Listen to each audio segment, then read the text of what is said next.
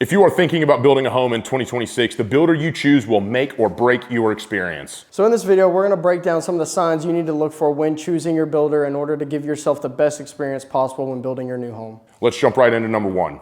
In no particular order, we're going to start with job site cleanliness. This is a huge factor that comes into play during the construction of your home and really showcases how that builder feels about the product they are giving to you. If you come out to a builder's job site and there is just trash everywhere, do understand though, during the construction process, there is going to be construction debris, but there's a difference between keeping that job site organized and clean with food trash and drink trash and things like that versus actual construction debris during the building process. So that's a huge thing to look out for when you're looking at choosing your builder. Another sign that a builder is doing a good job and they are going to be someone worthy of you handing over your hard-earned dollars to is how their sales agents handle themselves. And when a lot of people think of sales, they think of very pushy, oh, you need to get into this model right now, this home is just right for you, etc. When in reality, a sign of a good sales agent and in turn the sign of a good builder is a sales agent that is not interested in selling you the home. They're more so interested in getting to understand your situation, what's important to you in the new home,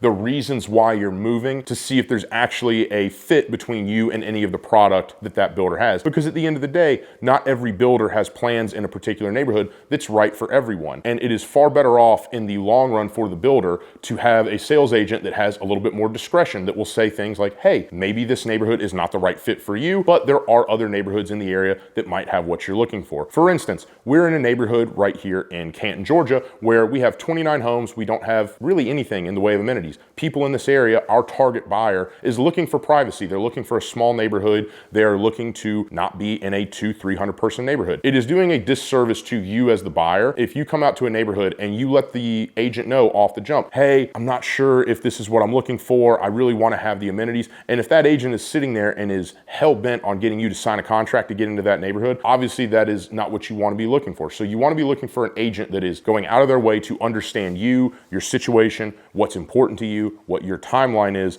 as opposed to wanting to try and sell you on the home. Communication is another huge thing to look for when picking your builder, and that goes for both the construction team and the sales team. So on the construction side, how you're communicating with that builder during the build process on a pre-sale or even during the closing process on a spec home is going to affect the process and how the outcome is for the buyer hugely. So in a pre-sale, we super recommend lot walks. Reach out to that builder, see if they're willing to walk that lot with you to see if that lot is the correct fit for you. Same thing with issues as they arise in the construction process.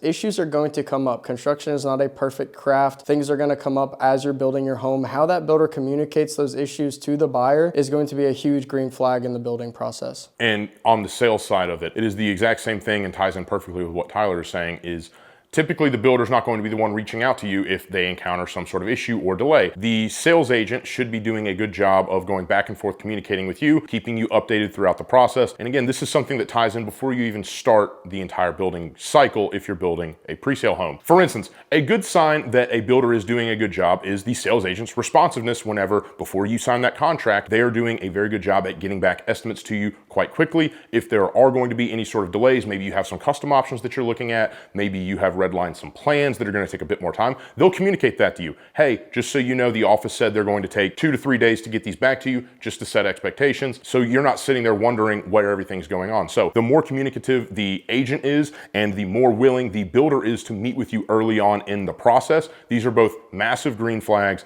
as it relates to building a home. If a builder is willing to come out and meet you for a lot walk before you've even signed a contract, that is also a massive green flag that is a builder that should be worth considering for the construction of your new home.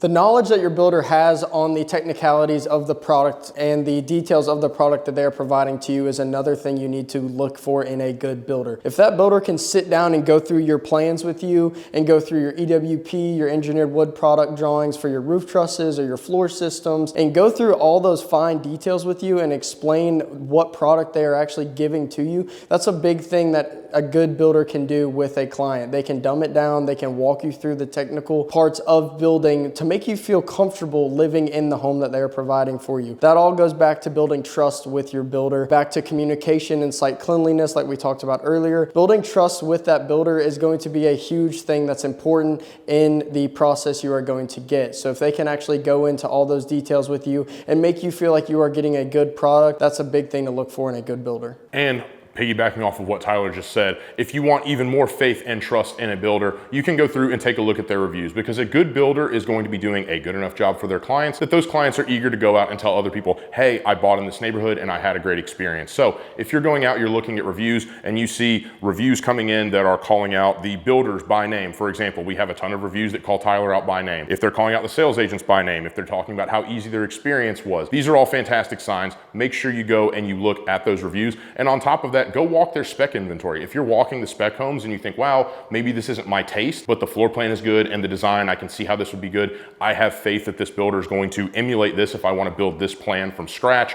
and I can put my own spin on it. Again, even more fantastic signs that that is a builder worth considering to build your new home. And if you're thinking about building here in the Canton, Cumming, Watkinsville, or Athens areas, just click the link right down below. Go check out our website. You can see all of our testimonials there. You can see all of our available inventory, and you can set up some time to come walk any of those home sites. So click that link right down below. Make sure you subscribe to stay informed on everything that is home building here in Georgia.